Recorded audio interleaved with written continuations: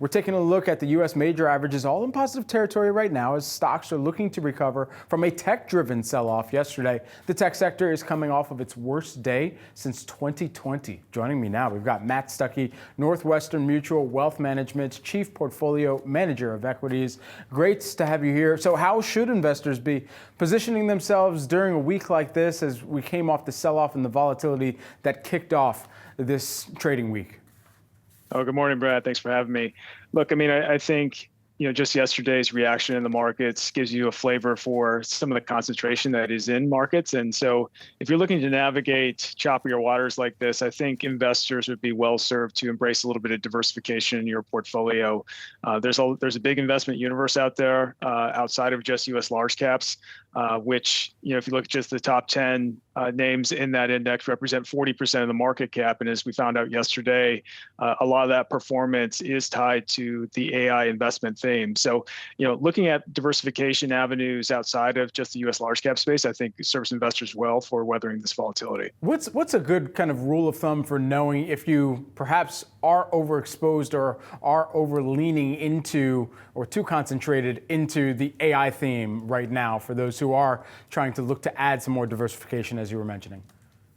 Well, that's a good question. I think if you look at just something like the equal weight S&P yesterday, it was actually up about 0.3% versus the overall S&P 500 on a cap weighted basis, which was down 1.7%. If you find your portfolio that was kind of skewed more towards that down 2% range, that means that you probably could embrace a little bit more diversification in your portfolio versus something a little bit more diversified like the equal weight or other equity indexes, which were down much less than what we saw in the S&P 500 yesterday.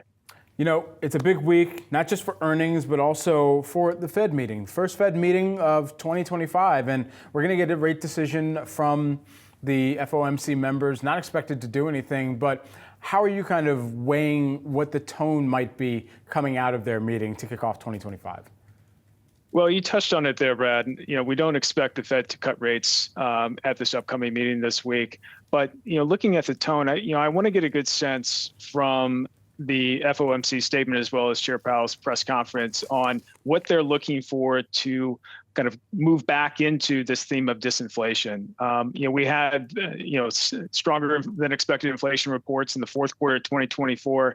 And this past one that we got earlier this month on CPI did show us that maybe there is some green shoots as it relates to the overall trend of inflation. I would point to supercore inflation there, which is just services ex housing. That did print one of the lowest numbers that we've seen in the last 4 months.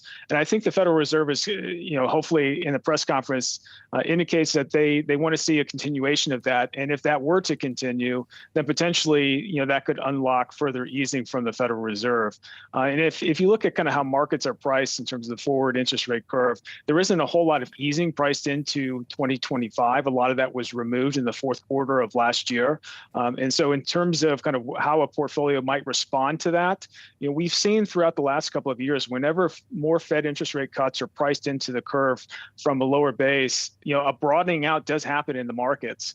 And so we can look for those clues at this upcoming meeting to whether or not that's the similar thinking from the FOMC. So does a broadening out mean small caps? Because it would sound like that is almost like a what's old in terms of what was supposed to be was the popular kind of thesis going into 2024. Once again, here at the beginning of 2025, again, one of the popular theses.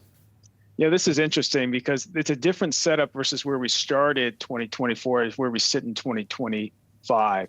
When we started 2024, you had market expectations of 6 or 7 cuts priced into the forward curve. And as we look at the situation today, it's just 1 or 2 cuts priced in. And so there potentially could be, an upside surprise in the number of cuts if we do get this disinflationary theme back into the forward curve.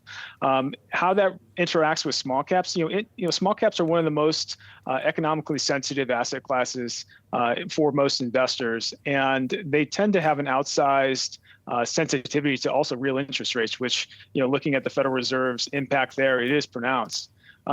Furthermore, one of the encouraging things that we've been seeing on the fundamental side for the case for U.S. small caps is an inflection higher in earnings estimates.